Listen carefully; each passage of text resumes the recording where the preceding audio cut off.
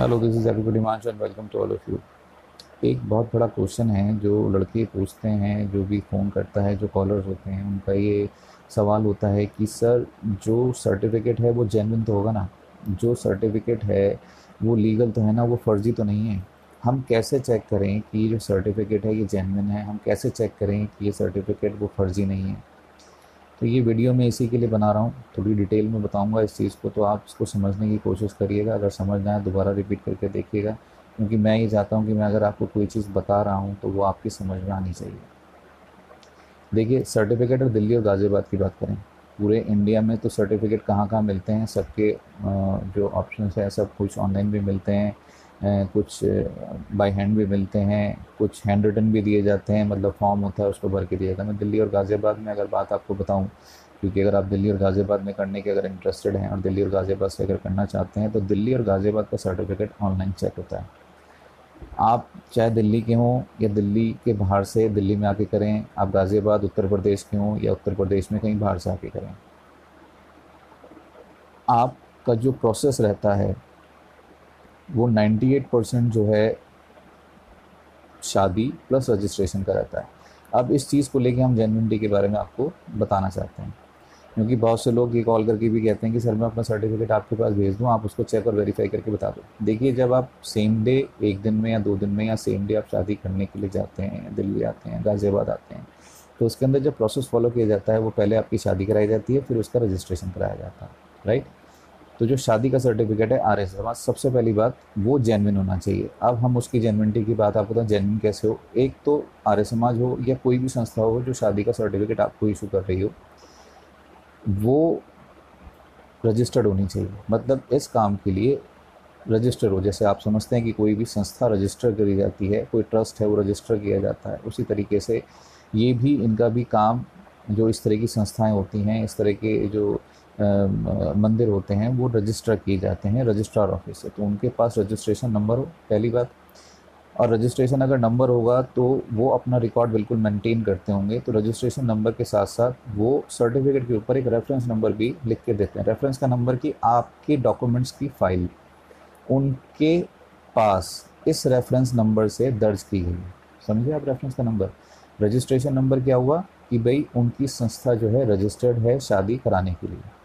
Reference number का मतलब क्या हुआ कि वो जो रेफरेंस नंबर उसके ऊपर डला हुआ है, वो रेफरेंस नंबर, उस रेफरेंस नंबर पे आपके डॉक्यूमेंट्स उनके पास हैं। मतलब कल अगर कोई जाके वहाँ पे उस सर्टिफिकेट को लेके इंक्वायरी करता है, तो उस रेफरेंस नंबर से उनको आपके सारी डिटेल्स, सारे डॉक्यूमेंट्स मिल जाएंगे।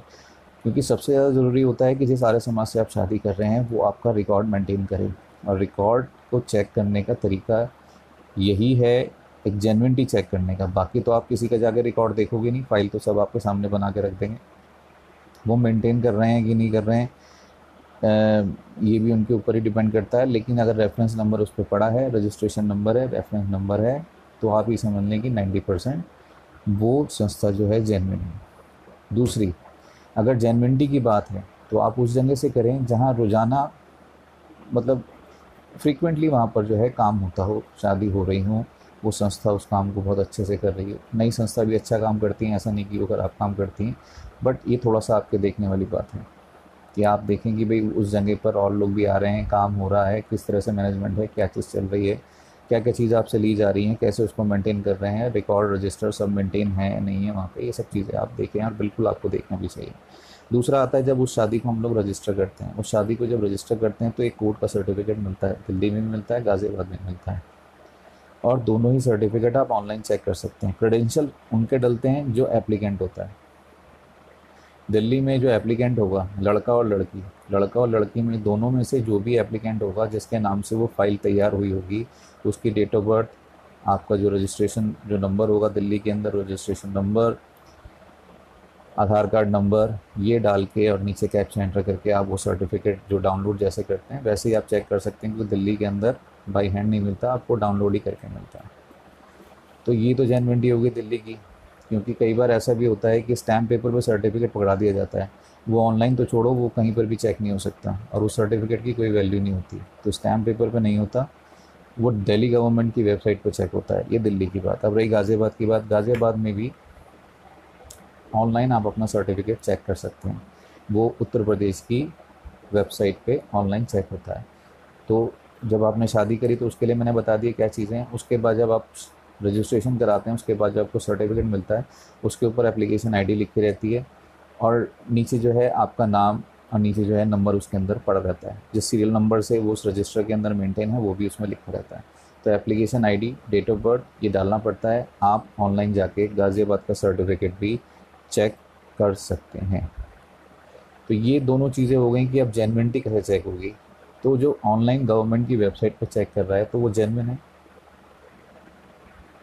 दूसरा, जो वहाँ पे बाई हैंड मिलते हैं, जिस भी अदर स्टेट में अगर बाई हैंड मिलते हैं तो एक बार वहाँ जाके उनका फॉर्मेट ज़रूर देख लें कि वो फॉर्मेट किस तरह का है जिस पे वो देते हैं। किसी और का कराया होगा उस पर दिया होगा। आप सीधा ऑफिस में जाके ही चेक कर सकते हैं कि सर किसी का सर्टिफिकेट आप हमको दिखा दो कि जो ऑनलाइन फॉर्मेट में मिलता है, क्योंकि यहाँ दिल्ली और गाज़ियाबाद में ऑनलाइन है।